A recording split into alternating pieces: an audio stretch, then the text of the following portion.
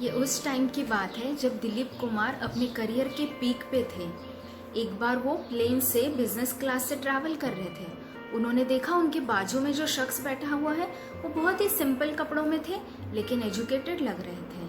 उन्होंने ये भी देखा कि उनके जो सारे को पैसेंजर्स थे उन्होंने उनको नोटिस किया। उन्होंने देखा कि अरे दिलीप कुमार हमारे साथ ट्रैवल कर रहे हैं, लेकिन ये जो शख्स थे जिसे इन्हें कोई फर्क ही नहीं पड़ा था कि मेरे बाजू में कौन बैठा हुआ है। दिलीप कुमार ने कन्वर्सेशन स्टार्ट करने के लिए उनके पास देख के स्माइल किया। उन्होंने भी वापस स्माइल की। जैसे ही कन्वर्सेशन थोड़ा आगे बढ़ा तो दिलीप कुमार ने उनसे पूछा, क्या आप मूवीज देखते हैं? उन्होंने कहा, नहीं, मैं तो मूवीज नहीं देखता, काफी टाइम हो गया, ऑलमोस्ट 4 साल हो गए मैंने कोई लास्ट मूवी देखी होगी। तो उन्होंने कहा, अच्छा, तो मैं तो मूवी इंडस्ट्री में काम करता हूँ। तब उन्होंने स्माइल करके बोला, अच्छा, वो तो बहुत बढ़िया है, आप क्या करते हो मूवी इंडस्ट्री में? उन्होंने दिलीप कुमार ने बड़े निराशाजनक से बोला कि मैं मूवी में एक्टर हूँ। उन्होंने बस एक स्माइल दी, पे कन्वर्सेशन खत्म हो गया। जैसे ही प्लेन लैंड करने वाला था, उन दोनों ने गुड बाय करने के लिए एक दूसरे के साथ हाथ मिलाया। तब दिलीप कुमार ने उनसे बोला, मुझे आपसे मिलके बड़ा अच्छा लगा, मेरा नाम दिलीप कुमार है। उन्होंने भी स्माइल देके कहा, मुझे भी बहुत अच्छा लगा आपसे मिलके, और मेरा नाम है JRD Tata. Yes, I know friends, ये स्टोरी हम बहुत बार सुन चुके हैं, लेकिन इस एंगल से सुन चुके हैं कि JRD टाटा का हम्बलनेस कितना था। इस एंगल से हमने ये सुनी है स्टोरी। आज हम इसको थोड़ा अलग तरीके से एनालाइज करने की कोशिश करेंगे। आपको क्या लगता है, इस स्टोरी में JRD टाटा को क्या कोई हड़बड़ी थी खुद को इंट्रोड्यूस कराने की, या खुद को कहीं पे खुद की पहचान जताने की कोई भी हड़बड़ी थी? बिल्कुल भी नहीं। मुझे पता है बचपन से हम लोगों का कंडीशनिंग यही सुन के हुआ है, that first impression is the last impression. But क्या कभी हमने सोचा है कि इस इम्प्रेशन के चक्कर में मेरे एक्सप्रेशन का क्या हो रहा है? राइट, कभी नहीं सोचा। फ्रेंड्स, जब मैं किसी को इम्प्रेस करने की कोशिश करती हूँ तब मेरा behaviour is from ego. There is some kind of insecurity inside me, there is some kind of struggle which is going inside me. एक द्वंद चल रहा होता है खुद को प्रूफ करने का उस दूसरे इंसान के सामने। उस इंसिडेंस का अहम हिस्सा हूँ, इस बताने में मेरी अपनी पूरी स्ट्रगल लगी हुई रहती है। और दूसरे साइड है when my behaviour is from the base of expression. जब मेरा बेस एक्सप्रेशन होता है तब my complete behaviour is from a peaceful soul. My behaviour is from satisfaction. There is no race with anyone. There is complete abundance inside me which gets reflected in my outside behavior. अब इस behaviour को थोड़ा analyse करते कि ये कहाँ matter करता है। जब हम किसी से मिलते हैं तो क्या होता है? जब भी हम किसी से मिलते हैं so we create memories out of our meeting with that person, और ये मेमोरीज उसी से बनती है जिस तरीके से उस इंसान ने, उस बंदे ने मुझे ट्रीट किया था, the way I was treated.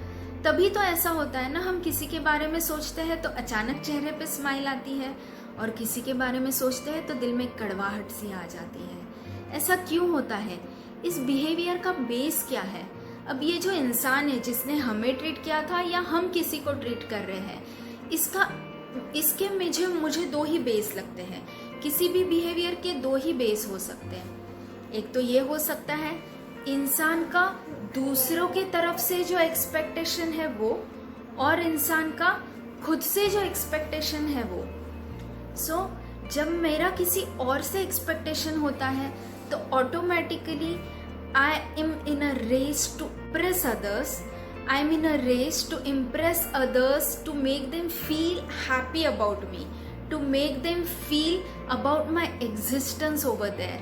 मेरा इम्प्रेशन कैसा है, इस चीज को सोचने में ही मेरी आधी एनर्जी चली जाती है. But when my behaviour is from my expectation from my own self, मैं खुद से क्या एक्सपेक्ट करती हूँ, at that time I am at peace. मैं क्योंकि खुद ही से इतनी खुश रहती हूँ, I have so much satisfaction inside me which reflects in my outer behaviour too. Right? So friends, what is this correlation between impression और expression में क्या कोई correlation हो सकता है? Yes, जरूर हो सकता है. For example, मैं कोई पर्टिकुलर इंसिडेंस है या कोई पर्टिकुलर इंसान है, उनके लिए तैयार हो रही हूँ, बहुत अच्छे से ड्रेसअप हो रही हूँ, या सपोज मैं हमेशा ही ड्रेस्ड अप रहती हूँ, हमेशा ही तैयार रहती हूँ, सो वो इस चीज़ की वजह से भी हो सकता है that I feel that I am beautiful inside and my getting ready, my dressing up is just the expression of my inner beauty. क्या हम खुद को कोई सवाल पूछ सकते हैं that whether my expression is coming out of my impression or my impression is coming out of my expression, whether the possessions I have are for impression or my possessions are nothing but coming out of the expression. Friends, let's see few facts about the impression and expressions. Impression cannot be regained through impression, but yes, it can be definitely regained through expression. Impression do have an expiry date, but expression does not have any expiry date. Impression leads to distress, but expression leads to wisdom. Friends, what is there on your plate, impression or expression? Because expression can create impression, but impression can never be expression, right? Analyze कीजिए and change your behavioral pattern.